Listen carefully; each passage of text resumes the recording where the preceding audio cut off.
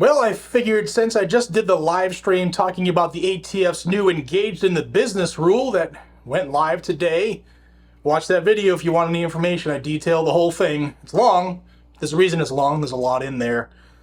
I figured let's talk about the most recent headline case where the ATF conducted a warrant and murdered somebody because they were engaged in the business. And I'm talking about the Brian Malinowski case where they served that warrant in Little Rock, Arkansas at his home and ultimately unalived him. There's a lot going on and the family attorney is getting involved, and we also have 2 videos that have been released that I want you to see. I think it's interesting. But first I want to thank the sponsor of today's video, and that's the Sonoran Desert Institute. With more than 350 million firearms in the U.S., lawfully and legally, the time has never been better to learn how to be a gunsmith. Sonoran Desert Institute offers online firearms technology education with hands-on labs and materials shipped right to your door. Course topics range from armorer's courses to shooting sports management, ballistics, gunsmithing, and more. Get your education and turn your passion for firearms into a successful career. Visit sdi.edu/GNG to get started today and tell them I sent you. All right, let's get into this this little scenario, shall we? Back on March 19th, ATF raided Brian Malinowski's house at 6 a.m. and as they broke the door down, Malinowski shot 3 shots at them. They returned fire. He shot an ATF agent. Was not life-threatening. The injury was not life-threatening. However, they shot him in the head, where he later died at a hospital. And when I did the follow-up video, I did a video on the story, and then I did a follow-up video where I read you the search warrant. And when I read the search warrant, you can go and watch that video. I'll post it above. I said to you there were multiple different ways that they could have seized Malinowski. They had a warrant. They could have seized him, searched his home and his vehicle as the warrant stated, and they did not have to kick the door in at 6 a.m. And had they done it in a multitude, any different way, then he would be alive today, and they could prosecute rather than, taking somebody from their family. Now, some information's come out from the family attorney, including 2 videos, one from a neighbor's doorbell camera, which I'll show you here in a moment, and one from Malinowski's doorbell camera. And that one raises more questions than it answers. Here's the first one.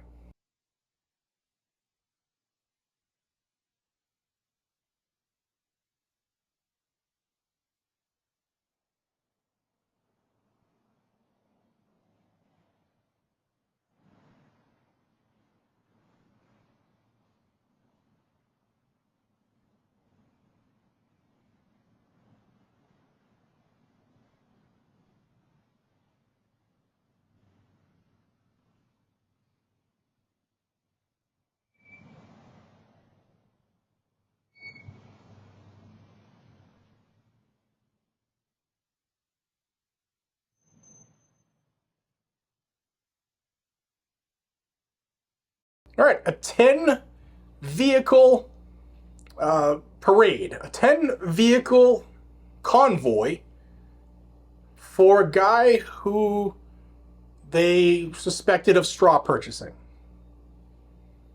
A non-violent person who's never been in any trouble. Keep that in mind. Now here's the ring camera, I think it's a ring camera, but here's the doorbell camera from Malinowski's house. This one is interesting.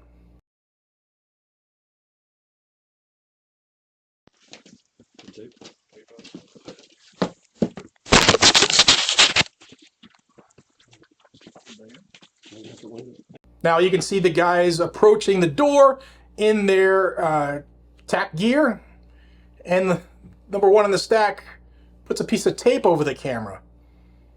Why would they do that? Well, I don't know the answer to that, but there's a reason they don't want people to see what they were doing. But as somebody who has multiple cameras on my property, I do have a doorbell camera as well. And if I see somebody covering it and smudging it, That, for me, is going to raise my level of concern, to put it mildly.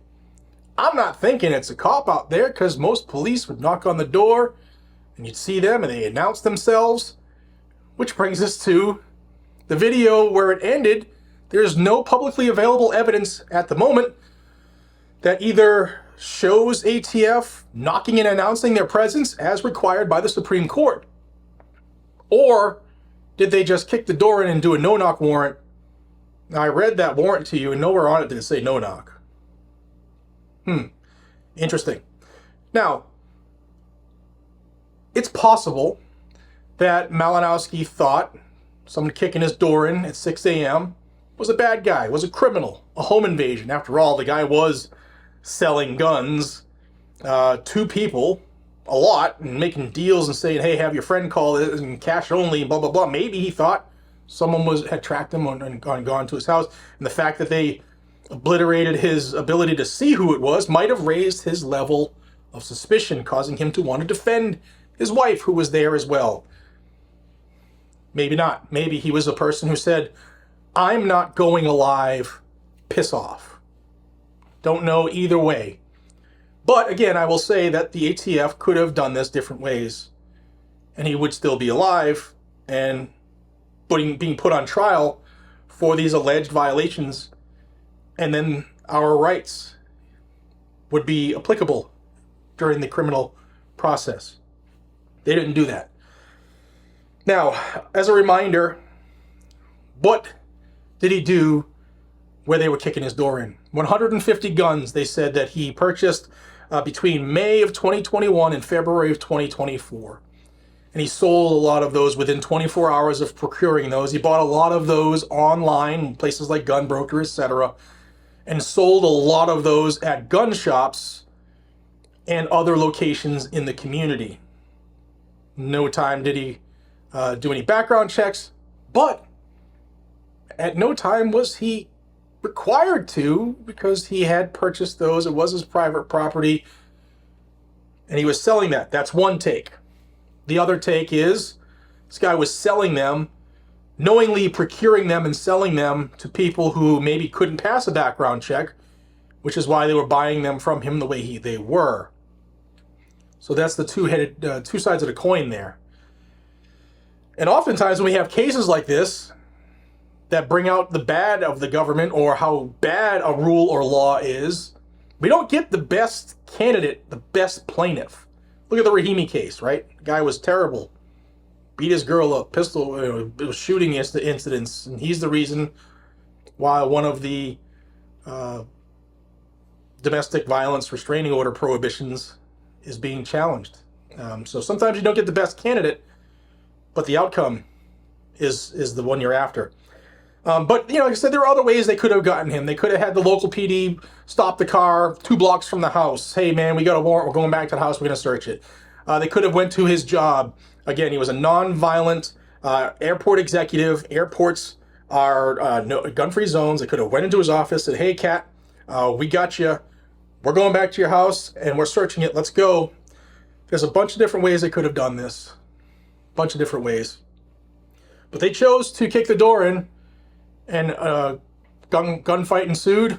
They killed him, and he shot one ATF agent. Now, the Arkansas State Police are doing an investigation on this at the request of the ATF, and their findings, whenever they come out, will be given directly to the, I believe this, if I'm correct, the state prosecutor. And then they'll see if there are any charges to be filed. Now, the attorney for the Malinowski family had some things to say, and I want to give them to you.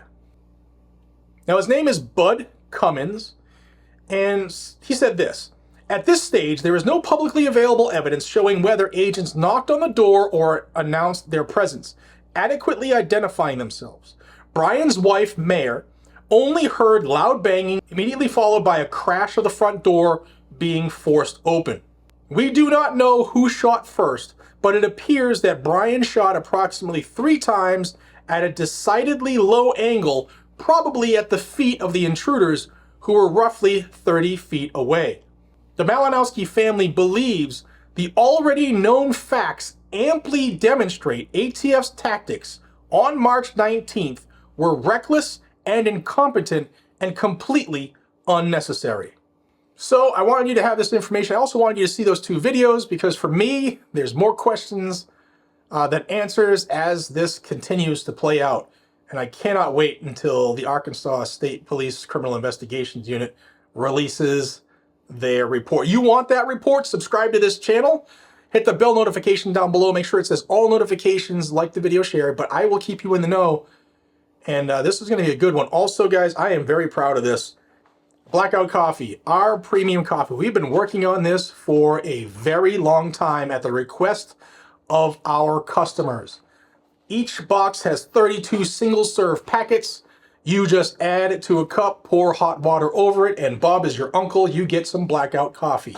It's perfect if you're traveling, if you're a hunter, if you're a fisherman, if you're a truck driver, or you're just away from your coffee machine. Keep them in your truck, keep them in your car, what have you. blackoutcoffee.com/GNG.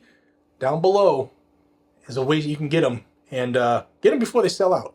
Appreciate y'all. Have a phenomenal day. You are your own first responder. Never, ever forget that. Take care.